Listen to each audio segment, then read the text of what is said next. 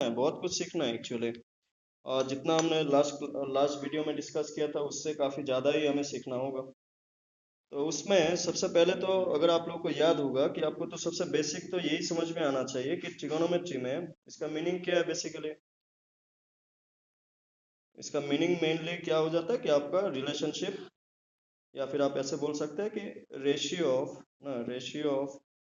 Ratio of sides ना with respect to angle with respect to angle.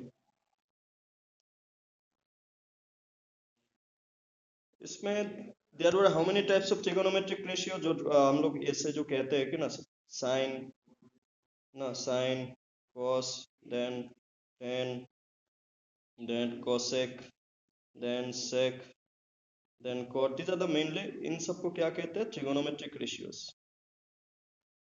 These are known as trigonometric ratios. Trigonometric ratios, trigonometric ratios. Sine का ratio क्या था, याद है आप लोगों को? अभी क्योंकि साइन ट्रिगोनोमेट्रिक रेशियोज में जो साइन था, जो कॉस था, वो मेनली किस पे था? Sine is the ratio between perpendicular by क्या था? हाइपोटेनियस ना, परपेंडिकुलर बाय हाइपोटेनियस। कॉस का रेशियो किससे बनता था? Base by hypotenuse. टेन का रेशियो किससे बनता था?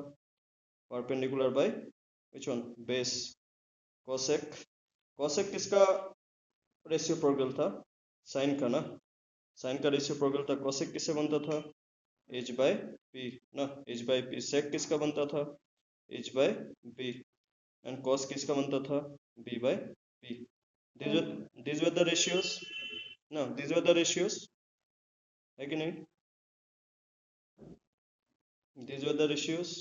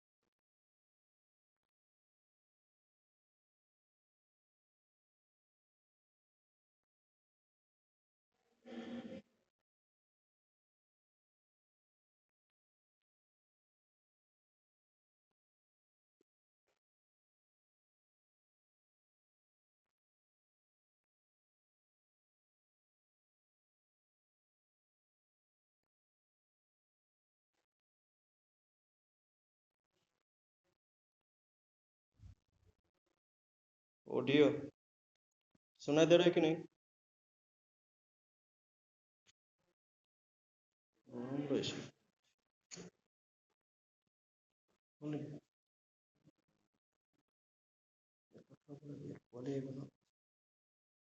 स्टूडेंट है।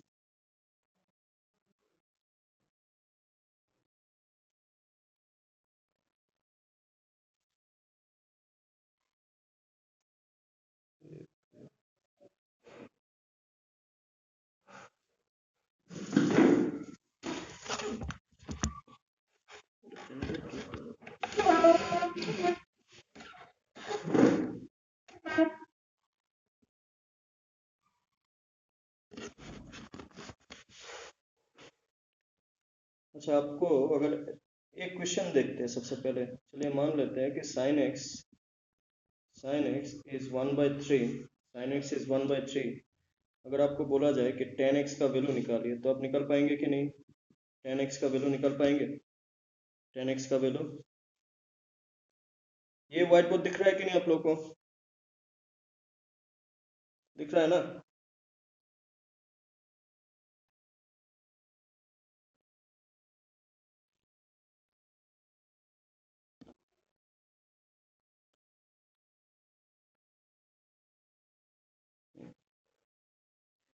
इसका वैल्यू कैसे निकाल पाएंगे? क्लास 10 का मेथड था, तो इसमें ज़्यादा हम लोग डिटेल में नहीं जा रहे हैं क्लास 10 वालों में, क्योंकि यस। साइन एक्स किस रेशियो से बनता था? साइन एक्स बनता था p बाई एच ना, p बाई एच। सबसे पहला जो बेसिक टाइप का क्वेश्चन आप ट्रिगोनोमेट्री में देखेंगे तो उसमें आपका कोई भी एक रेशियो से कोई भी दूसरा रेशियो आपको निकालने के लिए दे सकता है। जैसे कि आपका साइन एक्स का वैल्यू अगर 1/3 दे के रखा हुआ है तो साइन एक्स का वैल्यू दिया हुआ हो कि आपको tan X, cosec X, sec X किसी का भी वैल्यू निकालने के लिए दे सकता है। अभी इसका रूल क्या था? अगर आप क्लास 10-11 का थोड़ा सा आप लोग को याद होगा तो P how much 1, H how much 3, और आपको 10x निकालने के लिए दिया। 10x का रेशियो किससे बनता था? p बाई बी से, राइट, p बाई बी से बनता था।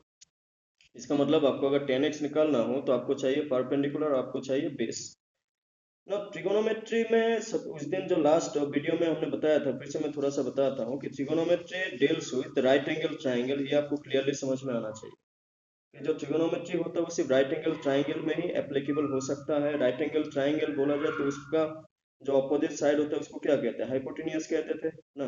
उसको क्या कहते थे? हाइपोटेनियस कहते थे। हाइपोटेनियस को एच से रिप्रेजेंट करते थे ना। हाइपोटेनियस को एच से रिप्रेजेंट करते थे। नीचे वाला किसको, इसको क्या कहते थे? बेस कहते हैं। और इसको क्या कहते हैं? हाइट कहते थे। हाइट को हम लोग परपेंडिकुलर भी कहते थे, तो पी से रिप्रेजेंट करते थे। तो कहने का मतलब ये है कि कोई भी राइट एंगल ट्राइंगल में आप क्या यूज कर सकते हैं? पाइथागोरस फार्मूला ना। पाइथागोरस फार्मूला कब यूज करते हैं? पाइथागोरस फार्मूला कब यूज करते हैं? जब भी परपेंडिकुलर बेस और हाइपोटेनियस में से, परपेंडिकुलर बेस और हाइपोटेनियस में से कोई एक वैल्यू अगर अननोन होता है ना, परपेंडिकुलर बेस और हाइपोटेनियस में से, जैसे कि इस क्वेश्चन में आपको साइन का वैल्यू देके रखा हुआ है, आपको कॉस का और टेन एक्स का वैल्यू निकालने के लिए बोला, तो टेन एक्स का वैल्यू निकालने के लिए आपको क्या चाहिए होगा? बेस चाहिए होगा। तो जबकि साइन एक्स का वैल्यू में से बेस कैसे निकाले? तो आप यहाँ से डायरेक्टली देख सकते हैं, एच का वैल्यू आप क्या रिप्लेस कर सकते हैं? 3, और पी का वैल्यू क्या रिप्लेस कर सकते हैं? 1 ना। तो पाइथागोरस फॉर्मूला याद है क्या था? Hypotenuse square equal to how much? Base square plus perpendicular square, यही तो था, है कि नहीं? Perpendicular square is equal to base square, hypotenuse square equal to base square plus perpendicular square. Hypotenuse कितना है आप देख पाएंगे यहाँ पे, नीचे हाइपोटेनियस, तो नीचे कितना है? 3 है ना। तो यहाँ पे 3 का स्क्वायर आप डाल दीजिए ना। आपको b चाहिए तो b का स्क्वायर b लिख, और परपेंडिकुलर कितना है? Perpendicular is how much? 1 square, perpendicular is 1 square. तो इसका वैल्यू अगर आप सॉल्व करेंगे तो कितना मिलेगा? इसका वैल्यू मैं यहाँ पे अगर दिखाऊं तो 9, 3 स्क्वायर इज हाउ मच? 9, और इस 1 स्क्वायर को इस तरफ लाएंगे तो -1 ना, equal to how much? b square, equal to how much? b square, that is 8 equal to b square ना। तो b इक्वल टू क्या हो जाएगा आपका? Square root of 8। Square root of 8, 8 किसका स्क्वायर रूट है? आप अगर प्राइम फैक्टराइजेशन करेंगे तो बेस का वैल्यू आपको क्या मिलता हुआ दिखेगा? जो प्राइम फैक्टराइजेशन स्क्वायर रूट के लिए अप्लाई करते हैं, that will be 2√2। Base will be how much? 2√2। ठीक है, base will be how much? 2√2। That means 10x का वैल्यू आपको कितना मिलता हुआ दिखेगा? फिर 10x का वैल्यू आपको कितना मिलता हुआ दिखेगा?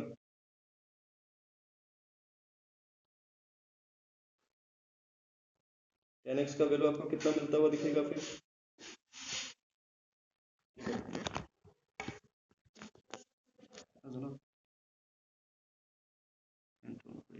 कितना मिलता हुआ दिखेगा बताइए तो?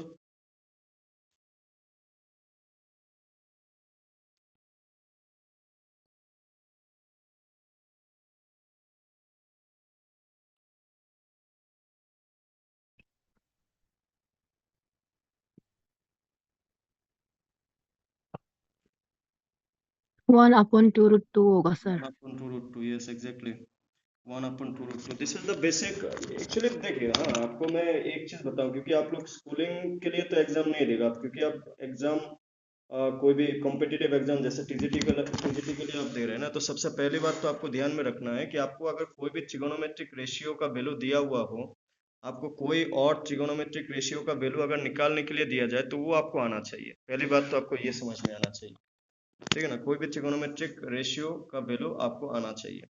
देखिए, दूसरा जो सबसे इम्पोर्टेंट पार्ट है कि आपको जो उस दिन मैंने कुछ फॉर्मूलाज दिया था, वो फॉर्मूलाज में अगर वापस बताऊं, जैसे कि साइन एक्स के साथ किसका रिलेशन बनता है? कोसेक का ना। तो उसमें आपको ये समझ में आना चाहिए कि साइन एक्स इंटू आपका कोसेक एक्स इसका वैल्यू कितना होता है 1। इस दिन वीडियो में भी बताया था, फिर से मैं थोड़ा सा बता रहा हूँ आपको। जो फॉर्मूला है, जैसे कि अगर मैं लिखूँ साइन 15 डिग्री ना इंटू साइन 15 डिग्री, अगर मैं इसके साथ कोसेक 15 डिग्री लगाता हूँ ना, तो इसका आपको डायरेक्टली कुछ कैलकुलेशन नहीं करना, इसका वैल्यू कितना हो जाएगा 1 हो जाएगा ना। 1 किस लिए होता है? क्योंकि साइन और कोसेक क्या होता है, एक दूसरे का ऑपोजिट होता है, राइट। आप इसको इस फॉर्मूले को इस तरीके से भी समझ सकते हैं कि जो साइन एक्स है, जो साइन एक्स है, इसको आप लिखने के लिए 1/cosec x लिख सकते हैं। साइन एक्स को आप 1/cosec x लिख सकते हैं, या फिर आप cosec x को भी आप क्या लिख सकते हैं, 1/sin x लिख सकते हैं। तो अल्टीमेटली यही से आपको समझ जाना है कि अगर आपने साइन एक्स को इस तरफ जाके cosec x के साथ मल्टीप्लाई करवाया तो क्या बन जाएगा, दूसरे साइड में 1 ही तो बचेगा। तो ये फॉर्मूला बन जाता है। इसके साथ आप अगर देखें तो ये cos x किसका ऑपोजिट या फिर किसका रिवर्स होता था, sec x का, है कि नहीं। तो cos x को क्या लिख सकते थे, 1/sec x, या फिर आप इसको अगर दूसरे साइड में इस तरीके से मल्टीप्लाई करें तो क्या बन जाएगा, cos x into sec x, इसका आंसर भी क्या बन जाता है, 1 बन जाता है। या फिर आप ये ध्यान में रखने वाली बात ये है कि दोनों का जो एंगल होगा वो सेम होना चाहिए, कि cos 15 तो sec 15 ना, cos 20 तो sec 20। ये इस फॉर्मूले को वाइस वर्सा भी लिख सकते हैं। इस फॉर्मूले को आप ऐसे भी लिख सकते हैं कि sec x ना, sec x equal to 1/1 cos x, आप ऐसे भी लिख सकते हैं। ये भी आपको समझ में आना चाहिए। फिर आप tan x को क्या लिख सकते थे, tan x इक्वल टू क्या लिख सकते थे, 1/cot x लिख सकते थे, है कि नहीं। या फिर आप cot x को अगर इस तरफ लेके जाए तो क्या बनेगा, tan x into cot x equal to how much, 1। ये भी एक फॉर्मूला है, ये भी आपको समझ में आना चाहिए। इसके अलावा tan x और cot x का अगर आप देखें तो एक दोनों को मिला के, या फिर there is a relation between tan x and cot x। जैसे कि tan x को हम लोग कैसे भी लिख सकते थे, sin x by cos x भी तो लिख सकते थे, है कि नहीं। sin x by cos x का मतलब भी क्या होता है, tan x। cot x का क्या था, cot x का था आपका cos x by sin x, ये भी तो एक फॉर्मूला था।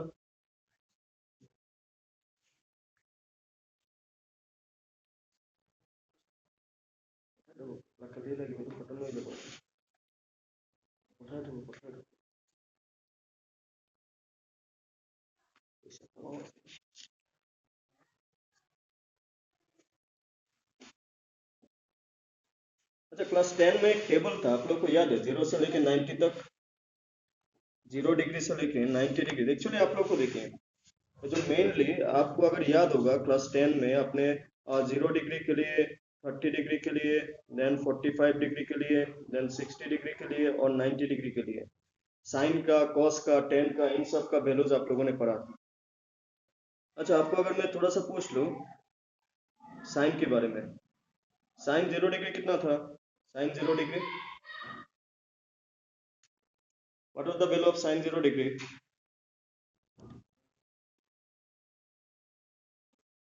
याद है।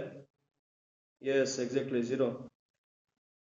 Sign 0 degree 0। Sine 30 degree how much, sine 30 degree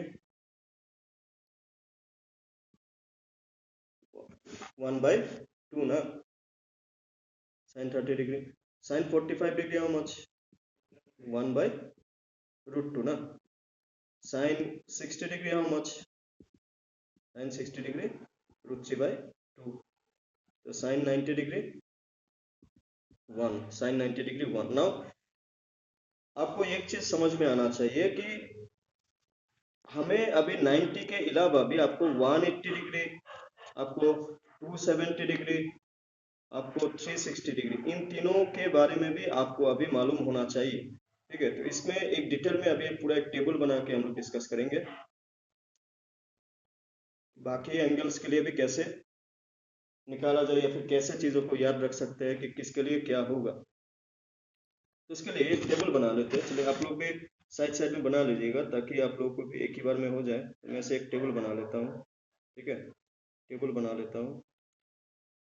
sign, यहाँ पे साइन के लिए लिखेंगे, यहाँ पे साइन के लिए, फिर कॉस के लिए, फिर टेन के लिए, फिर टेन के लिए, साइन का ऑपोजिट कोसेक के लिए, फिर सेक के लिए और फिर कॉट के लिए। एंगल कौन कौन सा होगा आपको? पाई तो आपको मालूम है ना, पाई आपको ये मालूम है कि नहीं, पाई को एंगल में 180 डिग्री कहते हैं, ये आप लोग को मालूम है कि नहीं, बताइए तो। पाई को मालूम है?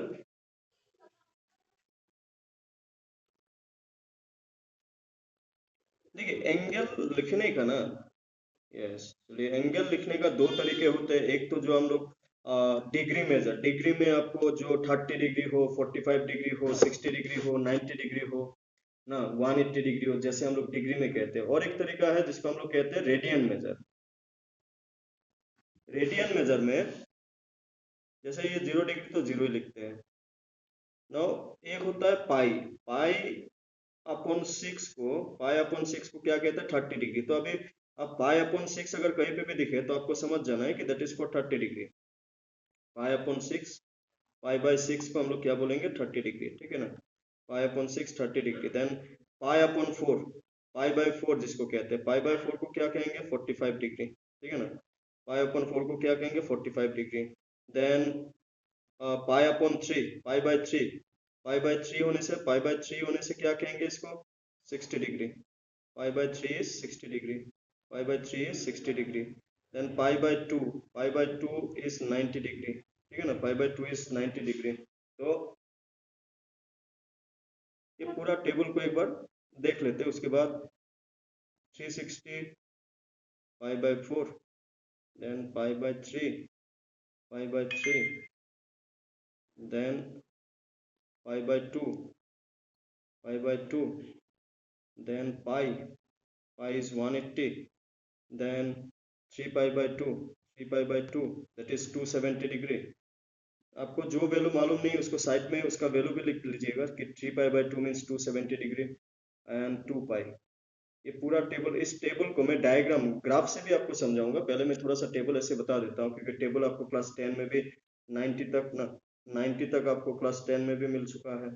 90 तक आपको, यहाँ तक तो आपको क्लास 10 में भी मिल चुका है ना, यहाँ तक आपको क्लास 10 में भी मिल चुका है। और ये जो तीनों वैल्यूज है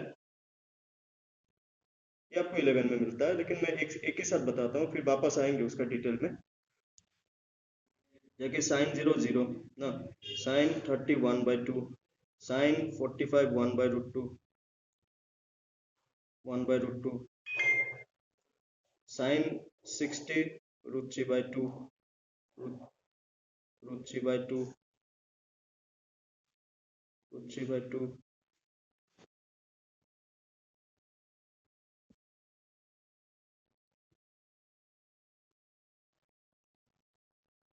√3/2, साइन 91 ना। आपको एक बात समझ में आना चाहिए कि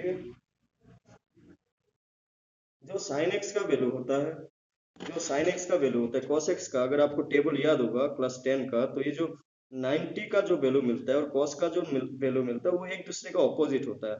जैसे कि साइन 90 में आपको 1 मिलता हुआ दिखा, तो कॉस 0 में आपको 1 मिलता हुआ दिखेगा ना। यहाँ पे जो 60 में वैल्यू उल्टा लिखते हैं, जैसे लास्ट में 1 आया तो फास्ट में 1 आएगा, फिर √3/2, तो यहाँ पे कितना आएगा? √3/2, मतलब कॉस 30 डिग्री कितना है? √3/2।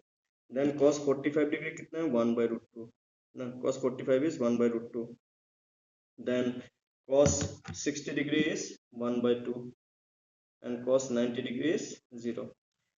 tan कैसे मिलता था? साइन बाय, साइन का वैल्यू डिवाइडेड बाय cos का वैल्यू ना, साइन का वैल्यू डिवाइडेड बाय cos का value. 0 divided by 1, 0 divided by 1 is 0, 1/2 divided by √3/2, तो इट वाज 1/√3। then 1/2, 1/2 divide 1, √3/2, 1/2, तो 2 cancel, that is √3, and 1 divided by 0 is not defined, 1 divided by 0 is not defined। मैं graph से समझाऊंगा पहले इन तीनों values को मैं ग्राफ से समझाऊंगा। पहले मैं जो 10 का था उसको फिल अप कर रहे हैं। कोसेक किसका ऑपोजिट था या फिर उल्टा था? साइन का। तो 0 का नीचे 1, तो इसको अगर रिवर्स करेंगे, इसको अगर रिवर्स करेंगे cos के साथ, तो 1/0, 1/0 इज नॉट डिफाइंड, 1/2 का 2, 1/√2 का √2, 2 √3/2 का 2/√3 ना, 2/√3, और 1 का 1, क्योंकि डिनोमिनेटर नहीं है तो क्या है? 1 ना। कॉस का रिवर्स कौन था? सेक। कॉस का रिवर्स कौन था? सेक। 1 का 1 तो ये 1 ही हो जाएगा। √3/2 का कितना हो जाएगा? 2/√3। 2/√3 1/√2 का √2, देन 1/2 का 2, 1/2 का 2, 1/2 का 2 और जीरो का आपको हमेशा जीरो का रेशियोप्रोगल ना, रेशियोप्रोगल तो है कॉस का रेशियोप्रोगल सेक, साइन का उल्टा, उल्टा मतलब रेशियोप्रोगल। जीरो का उल्टा हमेशा क्या होता है? Not defined. जीरो का उल्टा हमेशा होता है नॉट डिफाइंड। कॉट किसका रेशियोप्रोगल? टेन का, तो इसका जीरो, जीरो का उल्टा नॉट डिफाइंड, जीरो का उल्टा नॉट डिफाइंड। देन √3/2 का 1/√3 का √3, 1/√3 का √3, 1 का 1, √3 का 1/√3 और नॉट डिफाइंड का उल्टा जीरो होता है। आपको ये समझ में आना चाहिए कि जो मैं एक दूसरा पेज में बताता हूँ, फिर मैं वापस इस पेज में आऊंगा, ठीक है? वापस इस पेज में आऊंगा, मैं एक चीज बताता हूँ। देखिए, जीरो होता है 0/1, तो 0/1 को आप जब रेशियोप्रोगल करते हैं, रेशियोप्रोगल करते हैं तो ये बन जाता है 1/0, जिसको हम लोग क्या कहते हैं? Not defined. ये आपको समझ में आना है। और जब हम लोग नॉट डिफाइंड को रेसिप्रोकल करते हैं, नॉट डिफाइंड को रेसिप्रोकल करते हैं, नॉट डिफाइंड मतलब 1/0, तो 1/0 का ना रेसिप्रोकल क्या हो जाता है? 0/1। तो इसलिए हम लोग कहते हैं कि जीरो का रेसिप्रोकल नॉट डिफाइंड, जीरो का रेसिप्रोकल नॉट डिफाइंड और नॉट डिफाइंड का रेसिप्रोकल क्या होता है? जीरो होता है। इसके अलावा जो आपका 0 डिग्री का वैल्यू होता है ना, वो 180 डिग्री के साथ इक्वल होता है। जो आपका 0 डिग्री का वैल्यू होता है वो 180 डिग्री के साथ इक्वल होता है। लेकिन जो साइन होता है, वो साइन क्या होता है? ऑपोजिट होते हैं। साइन ऑपोजिट का मतलब होता है कि अगर पहले पॉजिटिव था, अगर जीरो में पॉजिटिव है तो 180 में नेगेटिव होगा, अगर जीरो में पॉजिटिव है तो 180 डिग्री में नेगेटिव होगा, ठीक है? और अगर जीरो पॉजिटिव मतलब जैसे कि आपका साइन जीरो तो चलिए जीरो ही है, जीरो का ना कोई साइन है, प्लस माइनस ऐसा कोई साइन जीरो का नहीं माना जाता। जीरो को तो हम लोग न्यूट्रल मानते हैं, जीरो को न्यूट्रल मानते हैं। लेकिन आपका जो पाई/2 ना, पाई/2 किसके लिए लिखते हैं? 90 के लिए लिखते हैं। तो 90 का जो वैल्यू होगा वो हमेशा 270 ना, 270 को कैसे लिखते हैं आपको ये समझ में आना है। 3 पाई/2 कहते हैं, ठीक है ना? 3 पाई/2 कहते हैं 270 को, 3 पाई/2 कहते हैं। तो 3 पाई/2 जो किसके लिए लिखा जाता है? 180 के लिए लिखा जाता है।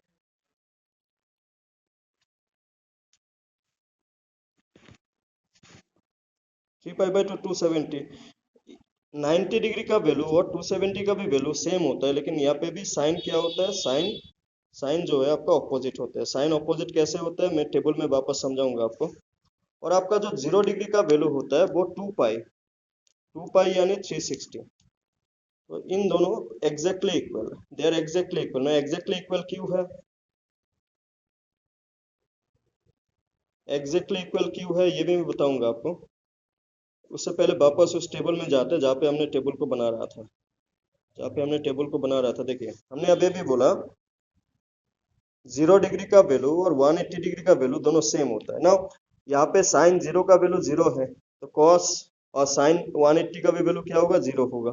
जीरो का कोई साइन नहीं होता, तो इसलिए आप ऐसे नहीं मान सकते कि यहाँ पे जीरो है तो यहाँ पे -0 किस लिए नहीं लिखा। दोनों सेम ही है, जीरो तो जीरो ही है। फिर यहाँ पे 3 पाई/2 का मतलब होता है 270 डिग्री। 270 डिग्री किसका बराबर होता है? 90 के बराबर होता है, लेकिन साइन ऑपोजिट होता है। जैसे कि आप साइन 90 में देख पाएंगे कि इट इज 1, तो साइन 270 में क्या हो जाएगा? -1, ठीक है? साइन 270 में क्या हो जाएगा? -1। साइन अलग होता है, साइन अलग होता है। और साइन 2 पाई में इसलिए क्या हो जाएगा? साइन 2 पाई किस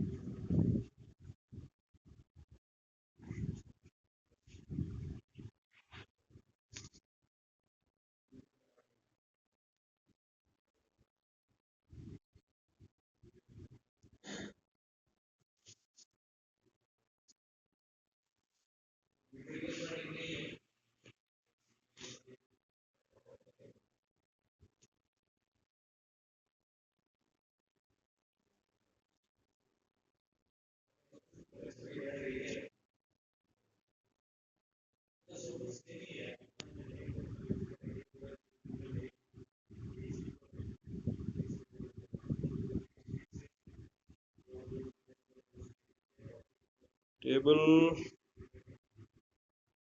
क्या हो गया ना,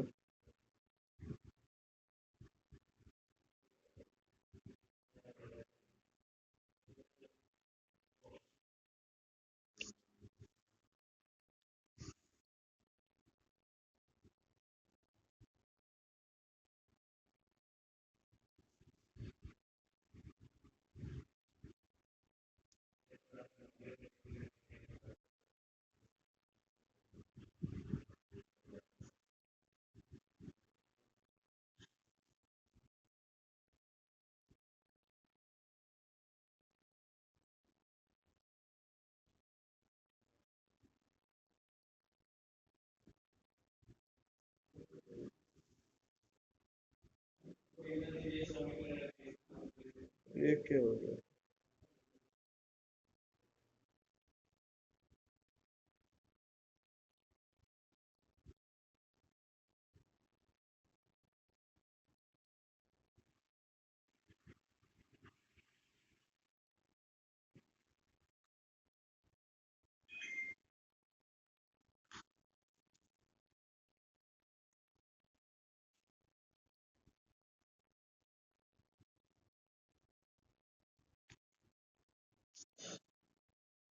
हम लोग बात कर रहे थे, टेबल तो कहाँ पे चला गया।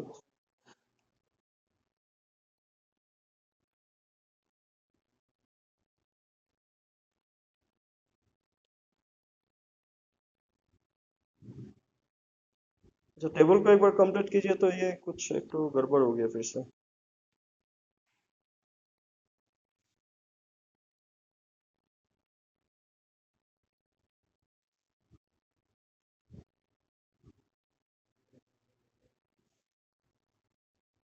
जीरो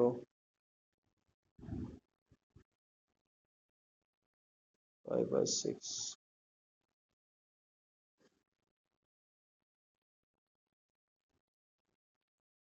5/4 5/5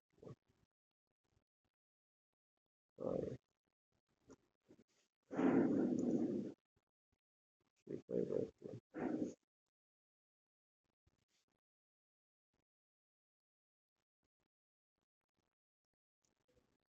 आप लोग कुछ फॉलो।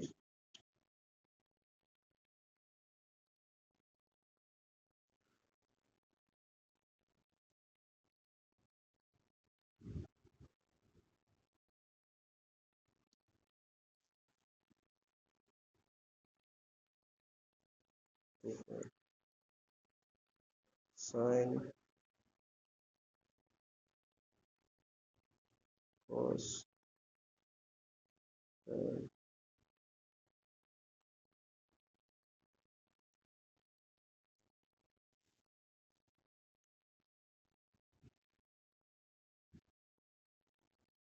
टेबल तो एक बार कंप्लीट कीजिए, तो मैं फिर से लिंक एक बार भेजता है। यहाँ पे कुछ एक तो गड़बड़ गड़बड़ हो रहा है क्या, एक सेकंड।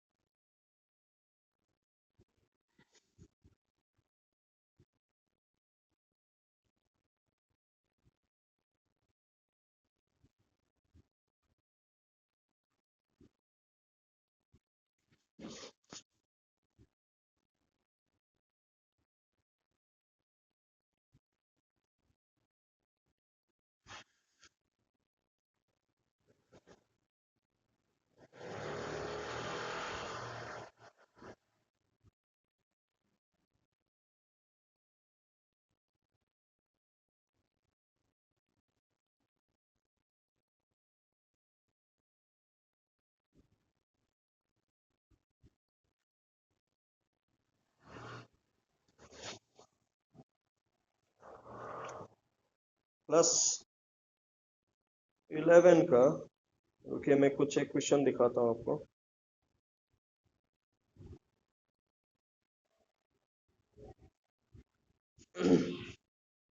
उस टेबल को आप लोग फिलअप कीजिएगा। हाँ, मैं टेबल को फिलअप कीजिएगा। मैं एक चीज़ नया बताता हूँ। जो एंगल होता है, एंगल आपका दो टाइप का लिख सकते हैं, जैसे हमने बताया।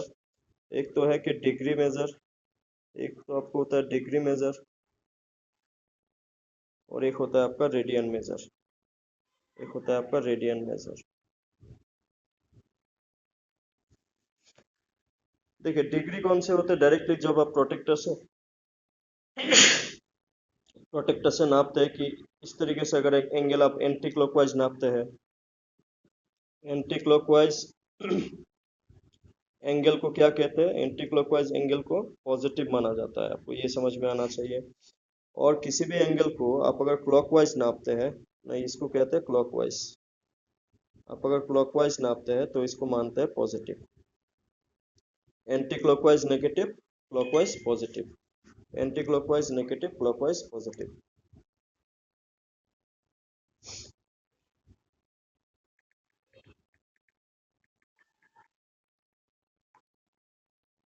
ये जो एंटी क्लॉकवाइज और क्लॉकवाइज का बीच में जो रेडियन ना, ये तो हो गया एंगल के लिए। रेडियन क्या था कि अगर किसी भी एक सर्कल में, किसी भी एक सर्कल में अगर रेडियस 1 है, रेडियस 1 है, और इन दोनों का बीच में जो आर्क होगा, ये जो आर्क है इसका वैल्यू भी अगर 1 होता है, इसका वैल्यू भी अगर 1 होता है, तो जब ये जो सेंटर में एंगल बनता है ना, इस एंगल को कहते हैं 1 रेडियन।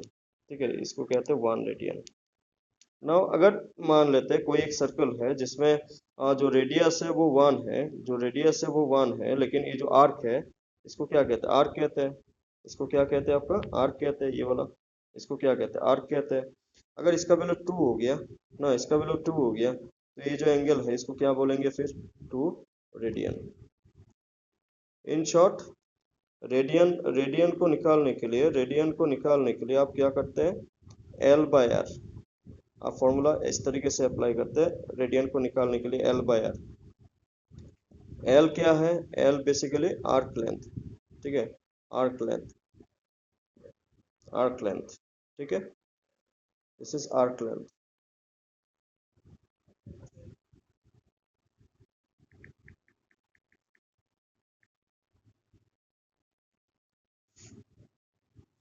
अब इन दोनों का बीच में जो कन्वर्शन है उसके लिए भी एक फॉर्मूला है जो आपको मालूम होने चाहिए। द फॉर्मूला इज के रेडियन, किसी दिन अगर आप किसी एंगल को रेडियन में कन्वर्ट करना चाहते हैं, जो radian measure, radian measure, radian measure इसको कैसे लिखते हैं कि pi by 180 into degree measure, pi by 180 into degree